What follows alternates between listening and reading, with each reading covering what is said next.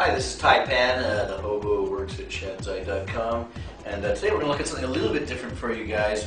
In fact, we're looking at the FOSCAM F18905W, and what that is a wireless IP camera.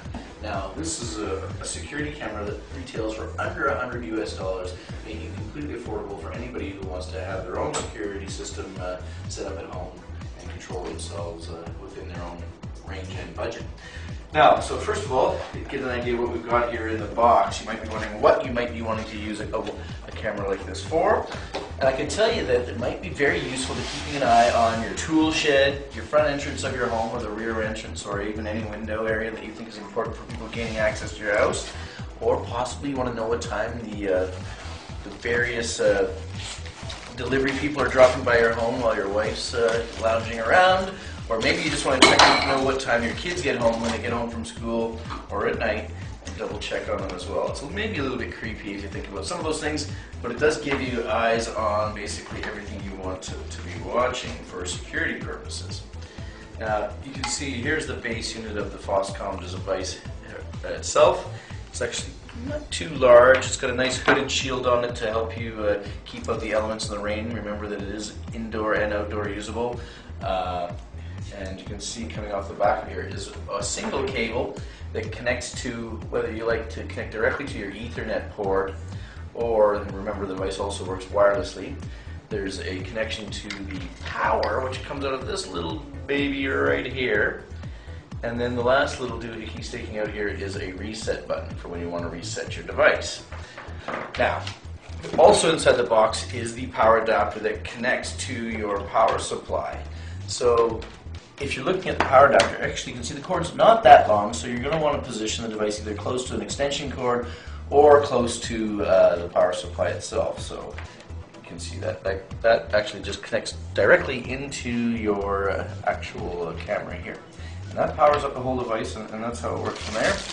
We've got the Ethernet cable that connects through here as well. And importantly, we've got the Wi-Fi antenna, which attaches right here on the back of the device, quite simply like so. And once that's done, once you're all plugged in, you're basically up and running. One of the things I have to say about the devices is incredibly easy to set up. I didn't know anything about security cameras. I'd never used it before. A product like this before, and I thought, okay, I better figure this thing out so I can show people how to use it, and it was really easy to do. So that's definitely one major plus about the device. It comes with a user manual and some CD inside of the box. The user manual's got good instructions in English and very detailed and very well thought out, so this is obviously a mature manual. It's been done well. And the software that comes inside of the box is quite useful, as you'll see in a few moments as we go over and kind of walk you through that as well. The drivers and software are all on this little CD here. The software did look a little bit 1980s as it popped up on the screen and was set up there, but its functionality is very good. Not to be forgotten in the box, of course, is a stand for mounting the device. Actually, it's quite useful. It's got quite a bit of rotation degrees, so you can move the thing around. Once you've got it positioned in where you like it with the Allen key, that's also handily included in the packaging. You basically set up your device where you want to. Attaches along the bottom. They've got 3 different slots there based on how much distance you need away from the wall. One of the first slots is for if you're looking vertically to attach like so.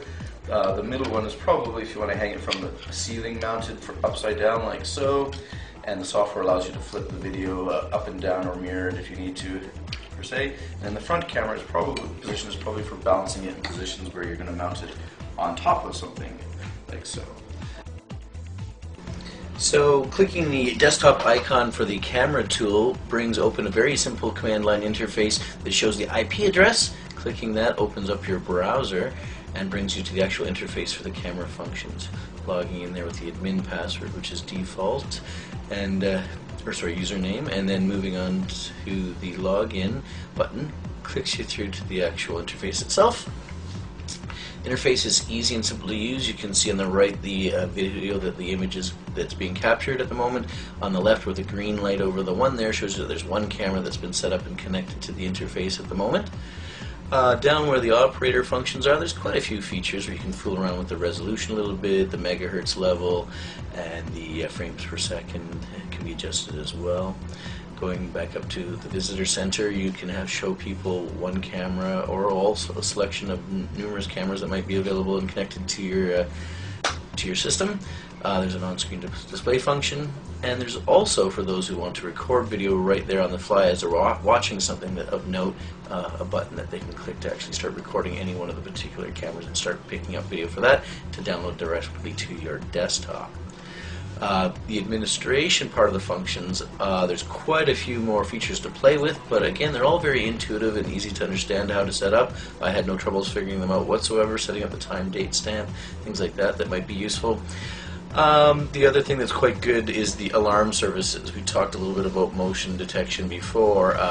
This is something where you can set it up so that your device will send you an image when there is motion detected and send it to you in an email, which is quite useful, or start recording video, which can be useful as well. So if there's something going on and happening that should be captured and saved, it'll do an automatic video recording of that. And that's basically the interface. There's a lot more functions beyond what we were just showing you there, but it's very easy to use and quite simple to understand.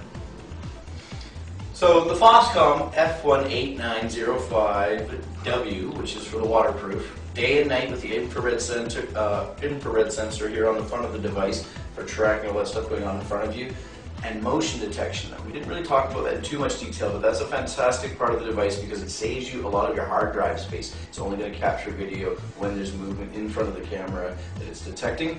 It'll also do a mail alert sense a picture or movement and send a mail alert to you. So you actually know when you're being robbed or infiltrated somehow, rather than going home later and reviewing your video. The sensitivity settings on that allow it so that it can maybe basically detect only some major movements. You don't have little falling leaves or something in front of the device, set it off, but a major movement, like somebody trying to enter your home or pass in front of it, would trigger the device. And that's a fantastic and necessary feature set. Overall, we were impressed with the device. We've got some final video footage of to wrap up the video with you, showing a distance of about 40 feet, what it looks like in an indoor setting. We set it to 60 Hz so that it wouldn't capture the flicker of the overhead lighting in the office environment that we set it up in, and you can finally kind of see how well it picks up a picture, and like I say, the distance is about 40 feet.